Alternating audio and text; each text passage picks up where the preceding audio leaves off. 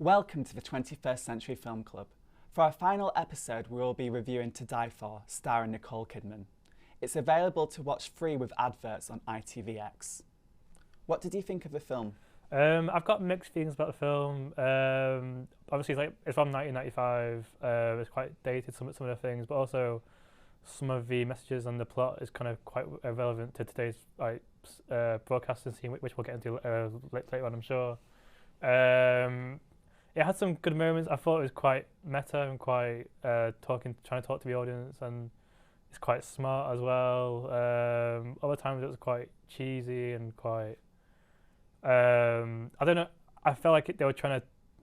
I didn't know what kind of film they're trying to do. Was it like a crime film or like a detective film or like a thriller. It kind of got confused a little bit. But the themes were interesting. It approached the themes quite well.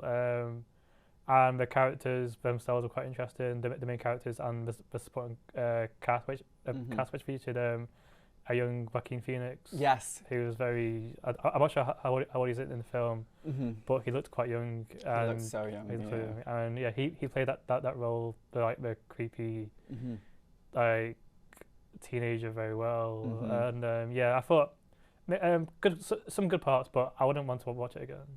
Yeah, it is kind of. I liked the film, but it could be better. I think, to answer your question, I think it wanted to be like Heathers. Yeah. You know, that 1989 cult classic film, which had so many like one-liners which were brilliant. Yeah. And it was very dark, and it was very against a preachy, sentimental tone of the 1980s. I think that's what really struck me by the end of this film, is I thought Nicole Kidman's character, who is a broadcast journalist, who's a weather woman on a local TV station, I think her character almost represented the values of the 1980s, the stereotypical ones like lots of money, loads of cash, flash, kind of socially conservative, looking down on others, very class conscious. And then the rest of the characters in the film had moved on into the 90s, and she was stuck in the past. So I think that was kind of a satire there. She was still stuck in these girly adolescent fantasies of even Barbie. She referenced that, and it was kind of like watching an evil Barbie, which I found very interesting because we have so much press at the moment, which I'm quite enjoying, for the new Barbie film. But this, I was like, wow, imagine if they did the new Barbie film with Margot Robbie and they did it more like this. Yeah. So in a way, I've already watched the new Margot Robbie film if it was a dark direction. And I think if you go into a dark comedy like this, I just think they needed to kind of get into a bit more, either a few more deaths. Heathers was quite good because there's so many suicides, murders of people, that it kept going with the pace and the deaths. But in this, it was quite clear that there was a death, or maybe two deaths. It was unclear actually if she had died. Yeah. And it really got. It was they just needed more plot to the film with things like with another death, another thing, and I think that would have sharpened the satire. But I think it had a lot of valid things to say about where culture was at the 90s, where you had people who are still stuck in the 80s, like Nicole Kidman's character, and then people who kind of are the new generation who are raised on TV, like her, who are like,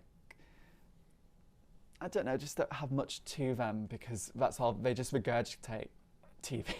It was, it's interesting because she knows what she wants. Like she wants to be the big journalist. She wants to be the star of the journalism world. And it's like, even if she's not the smartest, she's smart, and she knows how to control people and how to manipulate people.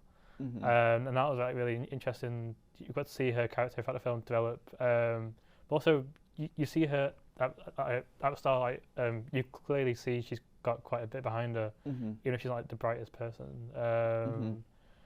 And yeah, like the Barbie comparison, I think that's quite a funny one. But I think that's a fair one as well. But yeah, like she's clearly like this very pretty young doll. Very, very doll-like, and yeah, like it's funny because she clearly will do anything to be a journalist or like be a broadcast journalist, and I don't know.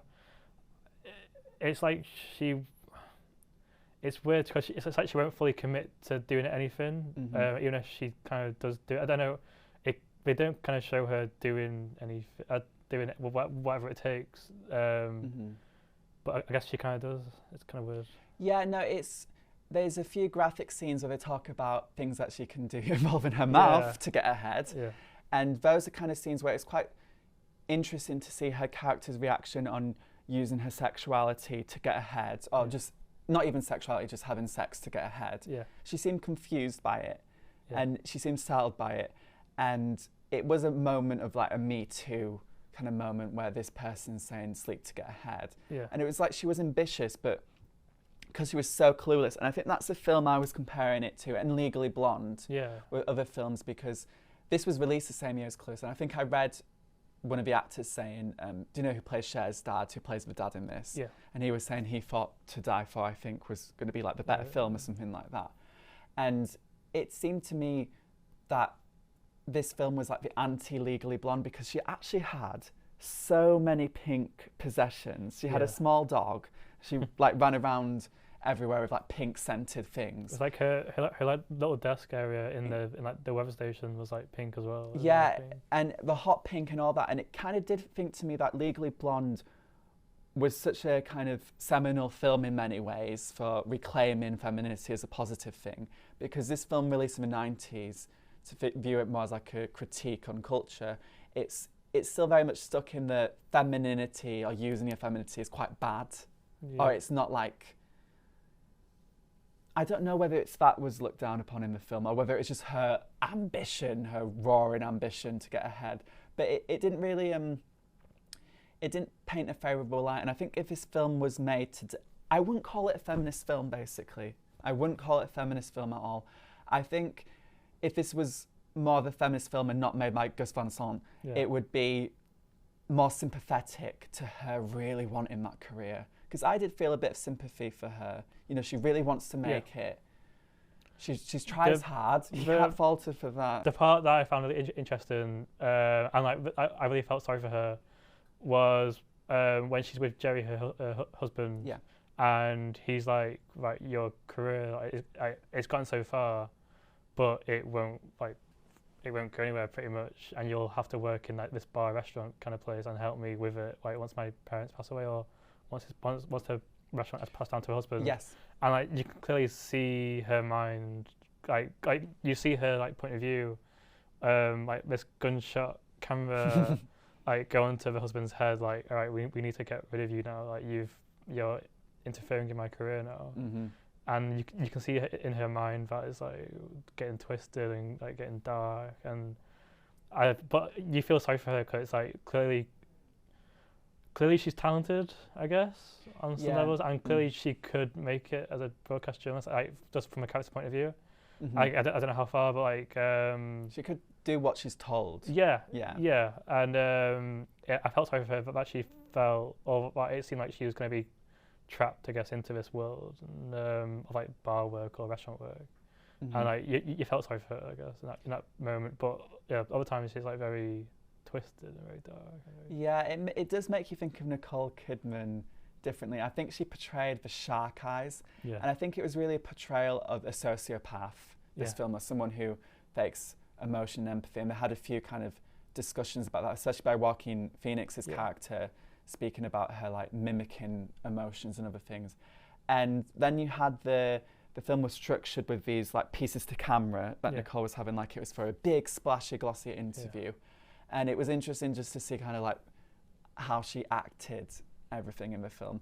And I think Nicole Kidman's, I loved her in so much in Big Little Lies, where she plays a victim of domestic abuse, as well as a very intelligent lawyer. And she portrays that intelligence very well. So it's just interesting to see her portraying someone who is, the script of the film makes sure you do believe she is stupid because of the inferences she doesn't get. But I think when I was, from a 2023 point of view, and someone who is online quite a bit, I was reading with Legally Blonde that people think Ellie Wood has autism is on the spectrum, and that's like a fan theory. Right. And I found it was kind of like interesting as well with this film, with her not reading social cues perhaps, and I think that's, you can probably apply this lens onto lots of films, kind of like a feminist lens, you can see it. But it was interesting that she, especially with the kind of the sexuality and the sex and other things, that it seemed like she was just living out a fantasy, a script, a story in her head, and it was all scripting, which is another kind of term within the autism community. And I'm not an expert at all on any of this, but I just found it interesting that whereas in Elle Woods, it's really positive and it's amazing, and she's an amazing character and everything. Here, it's more like this is the issue when you kind of don't know social cues and you don't know things like that. But that's just a theory of this film. I saw it more from the point of view of Joaquin Phoenix's character, and I thought at one point they were gonna do the point, because he suffers from some kind of mental challenge, I guess. Yeah. I'm not sure what it is. I don't think they discuss it. No. But I thought they were gonna, when his character is more introduced and they form that relationship, I guess, with the teacher-student relationship where they kind of have sexual relations, I guess. I thought they were going to do it like all this was in his head, and that relationship was in his head, and the point that, and he felt that they were in love, and I thought they were going to go in that direction, but he's convinced himself that she's told him to murder her husband, or I thought they were gonna. I thought that would have been a really interesting point. I think you would have made the film better. I think if they had that as like an ambiguity, because she said, it's like she said, he said. So if Nicole was saying, "Oh, it's all him," and if he's saying, "No, it was all a ruse between 3 teenagers and a mainly 2 teenagers and an older woman," which is more believable, and in a way, it is more believable your version. Where he is just an obsessed fan. Because it felt weird that they sort of used it as Lydia, the sort of young teenager girl, to like she didn't really feel part of it. She was constantly in the film, but she didn't really have any connections or relationships with anyone. It's kind of like she felt a bit just in it, like she didn't really have like an important part, I guess. I don't know, it felt weird, her character. Her character, I think it was more of a plot device. And what's interesting with her was the ending, and I found it quite a hollow ending in a way, because they're implying it was like fame for Lydia now, and that's all anyone cares about is fame, and so it still continues. So no lessons were learned in this film, and that's very 90s. I guess that is like the life of a broadcast journalist, though. Because obviously this is not going at every broadcast journalist, but compared to print media and print journalists, I guess broadcast journalists, they kind of make themselves a story instead of a story of themselves. Sometimes, And they care more about their careers than the actual stories that they tell. That's a stereotype. And I know that's a stereotype, but I guess that's kind of shown in this film as well. That she cares more about, because the documentary she's trying to make, I don't know what the hell that documentary was trying to be. It was more, she was trying to get across that, like, look, I can do this. It's that they want to become famous. So they use journalism, as that entry point. And she more wants to be like a presenter than anything else, which is why it was interesting when you were saying she could maybe make it. And I was agreeing with you. I was saying, well, it depends on who was helping her. And obviously, it was interesting in this kind of the joke that she didn't get. Was the story about the woman of medium intelligence who gets the job.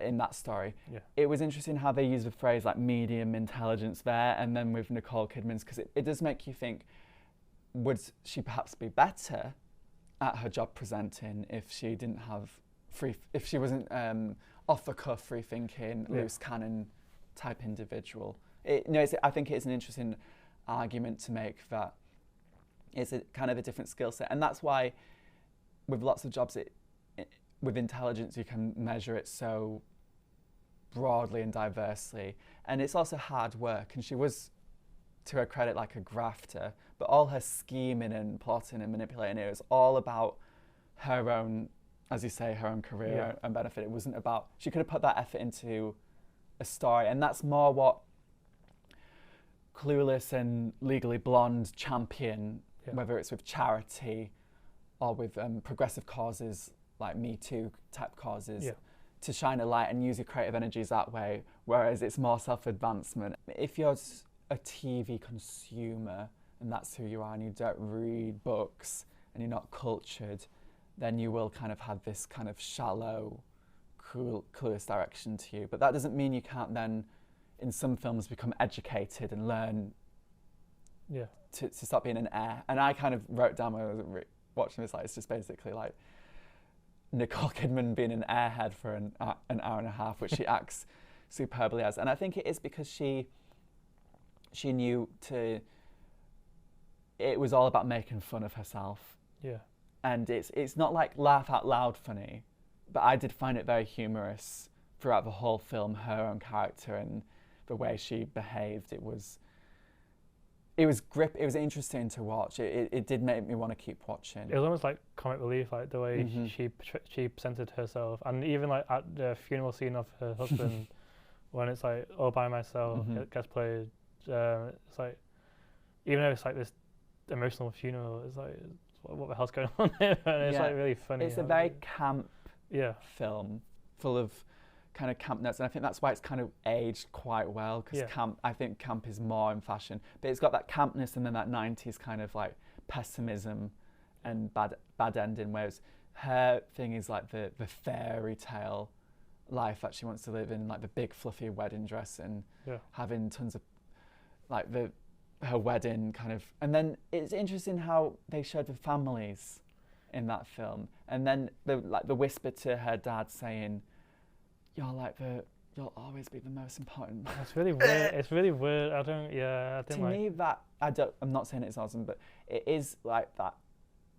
It just makes you question her mental state, and then whether she's still a teenager, because to say something like that, it is like she's copying. It's not her own thoughts. She's copying something that she's read online. That she's not read online. She's watching television. But nowadays, it would be people copying influencers' behaviours, copying social media. And I think that's what the film really showed, was that these teenagers who are such like impressionable sponges, they are just they don't have any thoughts of their own. No. None of the three teenagers she befriended. They kind of chose like the three teenagers who were kind of like the outsiders, or the more like, not dumb, but that's a bit harsh, but like kind of like the teenagers who were kind of like the lowest of the class. It's just like it's that difference that, and I do enjoy it when films show this, because it is like a taboo to talk about in society, but if people just speak in word salad, if they just say phrases, and it's okay just saying like internet phrases and things like that, but it's when someone's entire speech and behaviour and attitudes and aspirations are based entirely on TV, like this film portrays at the end with all the little TV screens, then that is so negative to people's mental health and sense of being. They've never had a chance to develop who they are, which is why to counter your broadcast argument, it's like broadcast journalists need to have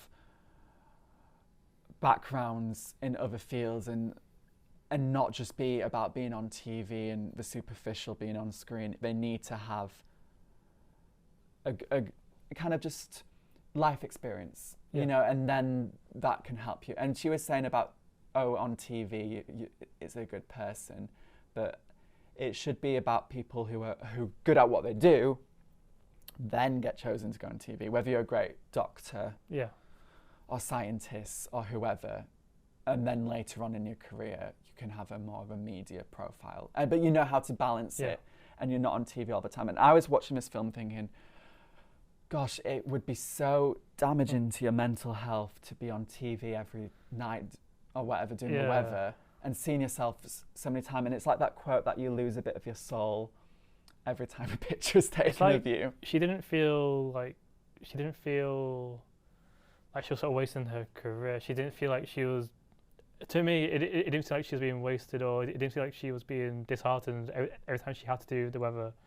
One point I was sort of ask is like, do you feel like she was playing her character was playing a character, or like, because it's hard to sort of figure out what the real Suzanne Stone was. It was kind of because she was always working away at schemes and working away at, like, it was hard to figure out who the real person was trying to play, because I found it that so I thought about it more when she was with Joaquin Phoenix's character, and they were sort of having relations. That was more her real self. In Yeah, a way, yeah, the wildness of herself, and she was a very hypersexualized character, and that was another theme. I think that is a bad stereotype with kind of TV and journalism, and I think it is kind of these centuries-old conceptions that we have of people who kind of are actresses or work in the media, and it does link to Me Too, and it does see why people assume, oh, there's a casting couch.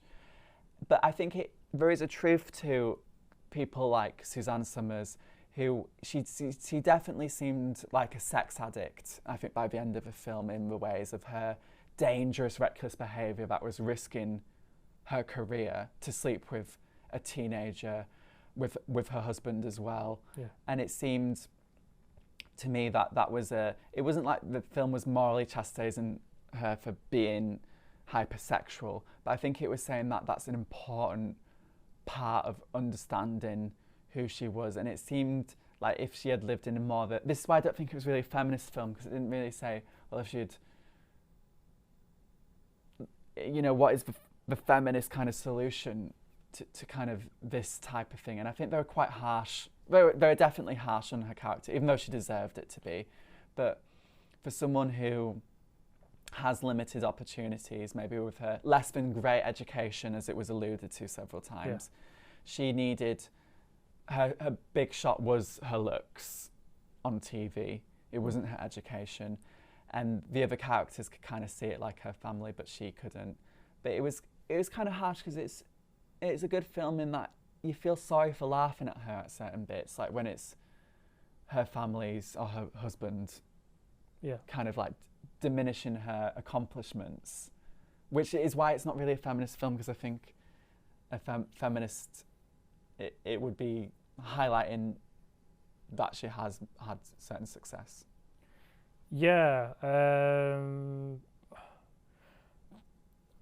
I just think that's the world of journalism, I guess, especially at that time in the 90s. Like, I don't know whether the film was trying to be set like late 80s, early 90s kind of era. Because it had a few kind of 80s hairdos in yes, there. and I just think it's harsh, but at that time to be a woman in journalism, like, you kind of have, it felt harsh. It feels harsh, but there's only one way to, I guess for certain journalists, there's only one way to get into the industry or to make it far, and that's like to do whatever it takes. Yeah. And that is like, that's the sad reality of what the world of journalism was back in that time. Like it didn't matter how talented you were. I guess like the people who were in charge of the industry only saw you in one way, and I guess that's why she struggled. I don't know if it implied that she did do whatever it takes, but or whether it is like that. But there's clearly a reason why she was sort of stuck in the whether just being the local news station.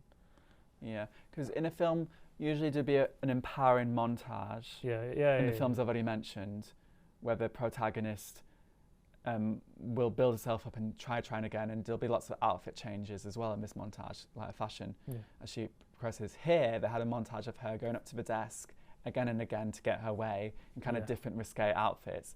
It was interesting because, in a way, I viewed it more neutrally, and I thought to myself, you know, this is just a woman who wants a break and is just trying again and again. I didn't see it that maliciously that she was using herself, but the film, it seemed quite critical of her throughout the film for just even daring to want more. And I think that's it.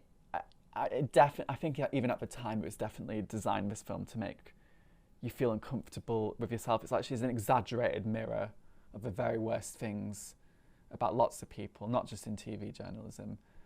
And I think it does come down to her view of the world being like, I'm from a good family, you know, I'm white, and it was her racism. There was a lot of ethnic mentions of a word, I was like, I don't want to hear that word ever again. Yeah. But she just kind of looked down on other ethnic groups and other, and as they quoted The Godfather in the film, like the melting pot of America. It was kind of saying social commentary to get ahead in America, you need to be white and blonde, which she had, and she thinks it entitles her to success because she's blonde and pretty. And I kind of think, and I was watching this with the Barbie, and I think, have we moved on in society and TV journalism from pretty blondes kind of dominating and that there kind of being a hierarchy within TV? Because often you see in Britain as, and I think Britain is actually worse than America at the moment for representation on TV journalism and stuff like that, is that you often do see people of colour being like background or secondary news anchors, not the main news anchors.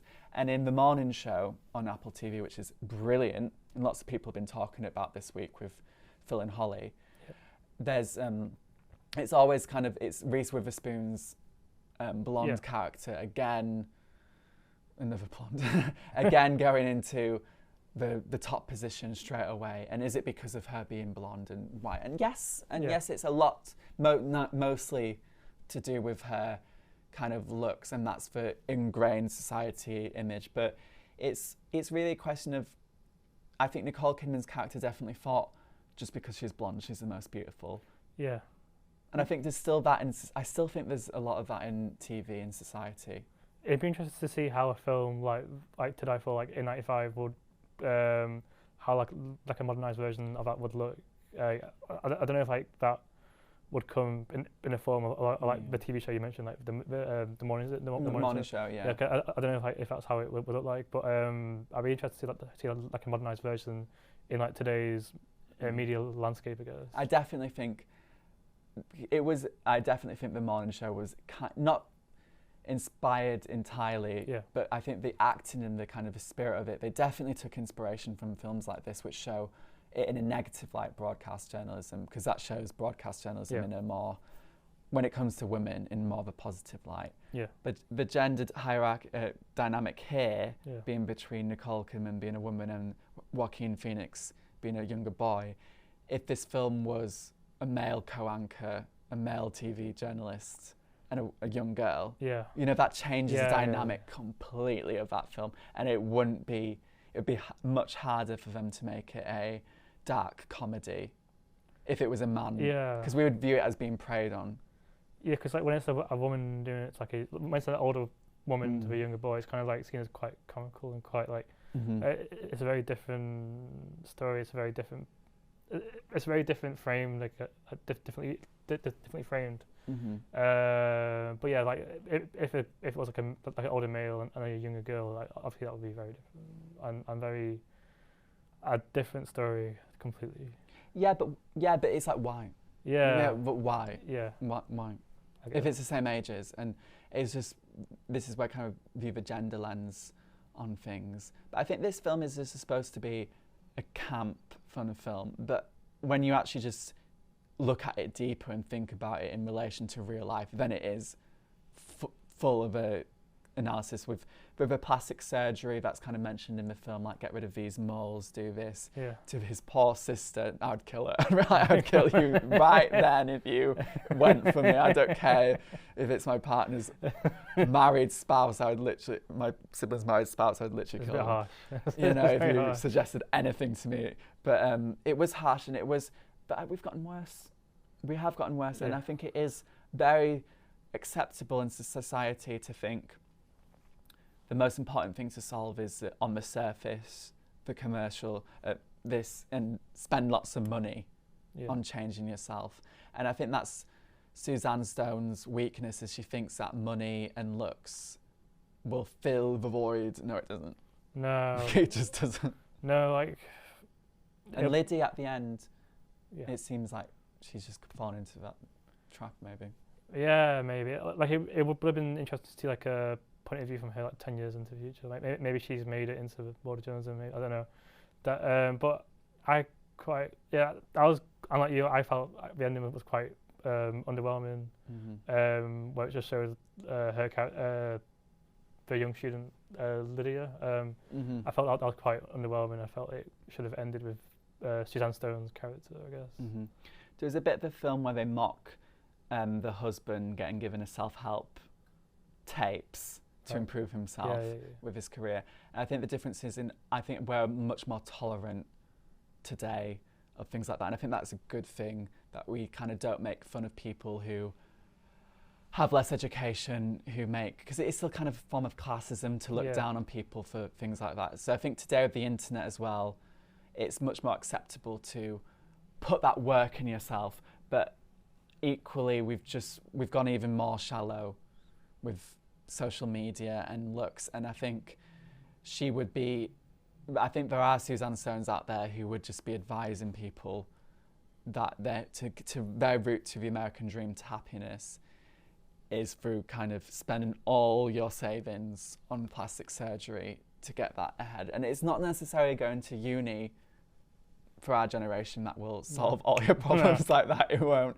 But it's that deeper work on yourself. And she just seems, as Joaquin's Phoenix character was saying, she never had it. And I think that's the thing with I think that's why they chose TV journalism, is because it's typically, when it's with fluffy, light entertainment pieces, it's not the same as hard-hitting TV reports. No. Because I think that's when the airheads would change the channel if it's on like Ukraine or even just domestic issues at home, which are a bit squeamish.